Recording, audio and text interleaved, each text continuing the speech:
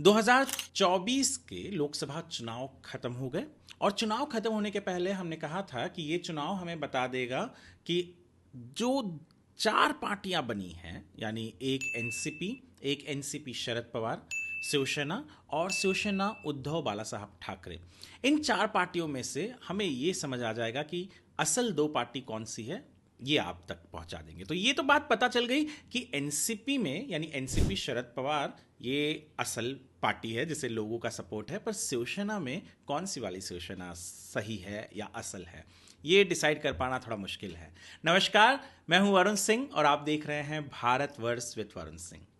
आप भी सोच रहे होंगे कि भैया जो माहौल बना है उस हिसाब से तो उद्धव ठाकरे वाली शिवसेना असल शिवसेना होनी चाहिए। जी हाँ, बहुत से लोगों के मन में ये सवाल है कि भैया उद्धव ठाकरे की शिवसेना 9 सीट जीत कर आई और शिंदे की शिवसेना केवल 7 सीट। तो असल शिवसेना तो उद्धव ठाकरे की शिवसेना हुई। पर राजनीति केवल लोगों के सोचने के हिसाब से नहीं चलती। डेटा और एनालिसिस बहुत ज़रूरी है।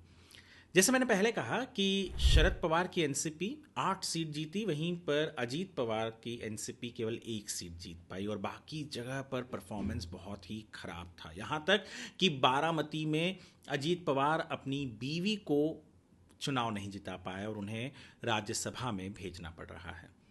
तो यहाँ तो क्लियर है कि भैया 1 और 8 का फ़र्क है और तकरीबन तकरीबन जो सीट्स भी लड़े थे ज़्यादा फर्क नहीं है, 4 और यहाँ पे 10। तो दूसरा सवाल जो है वो है शिवसेना और शिवसेना उद्धव बाला साहब ठाकरे। अब इसमें शिवसेना यानी जो शिंदे की सेना है वो 15 सीट पर लड़ी थी और 15 सीट में से वो 7 सीटें जीत कर आ गई।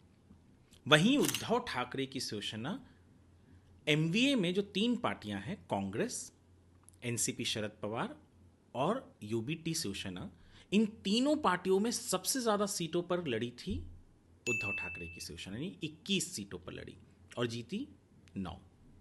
कांग्रेस जो उद्धव ठाकरे की शिवसेना से कम सीटों पर लड़ी, वहां पर वो 13 सीट जीती और साथ ही साथ उनका एक निर्दलीय भी जीत गया।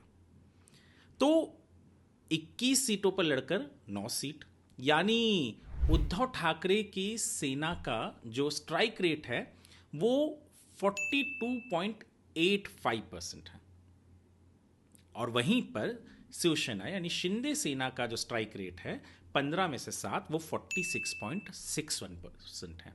यानी शिंदे सेना का स्ट्राइक रेट उद्धव सेना के स्ट्राइक रेट से ज़्यादा अच्छा है। इतना ही नहीं, जो 15 सीट पर शिंदे सेना लड़ी उसमें से 13 सीट पर उनकी डायरेक्ट फाइट थी यूबीटी शिवसेना से। तो उन 13 सीट में से उद्धव ठाकरे की सेना केवल 6 सीट जीत पाई और जो 7 सीट बचे उन 13 में से वो जीते शिंदे सेना। तो यहां पर भी शिंदे सेना की स्ट्राइक रेट अच्छी है। शिंदे सेना का एक भी कैंडिडेट तीसरे नंबर पर नहीं था, यानी सारे के सारे या तो पहले नंबर पर थे या तो दूसरे नंबर पर थे।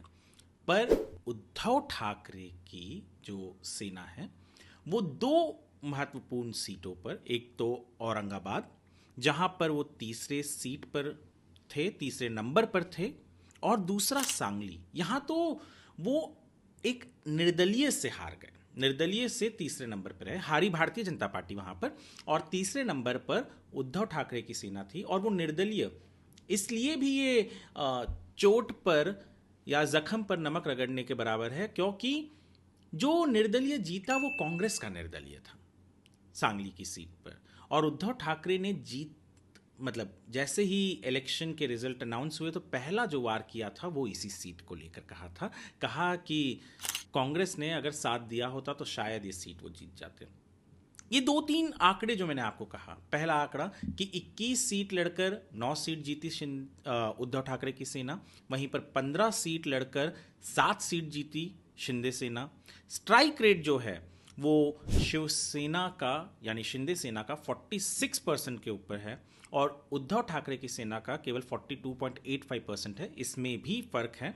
इतना ही नहीं, 15 सीट लड़कर शिंदे सेना ने तकरीबन तकरीबन 13% वोट लिए और 21 सीट लड़कर शिवसेना उद्धव बाला साहब ठाकरे इस पार्टी ने 16.72% लिए। अगर मैं शिंदे सेना का वोट शेयर कंपेयर करूं शरद पवार की एनसीपी से, तो वहां पे भी ज्यादा है। शरद पवार की जो एनसीपी है उसे 10.27% वोट शेयर मिला है महाराष्ट्र में। सबसे ज्यादा भारतीय जनता पार्टी को मिला है 26%, पर उनके भी 9 ही एमपी चुनकर आ पाए।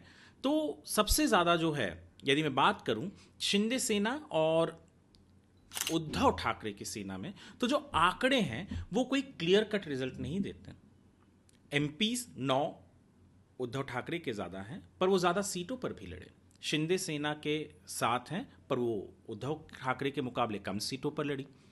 स्ट्राइक रेट शिंदे सेना का अच्छा है, और उद्धव ठाकरे का की जो सेना है उसका स्ट्राइक रेट अच्छा नहीं है। अगर वोट शेयर भी बात करें तो शिंदे सेना कहीं ना कहीं कम सीट लड़कर भी अच्छा खासा वोट शेयर ले गई। तो ये सारी चीज़ों की वजह से अब भी एक असमंजस या एम्बिग्विटी है, कहें तो है।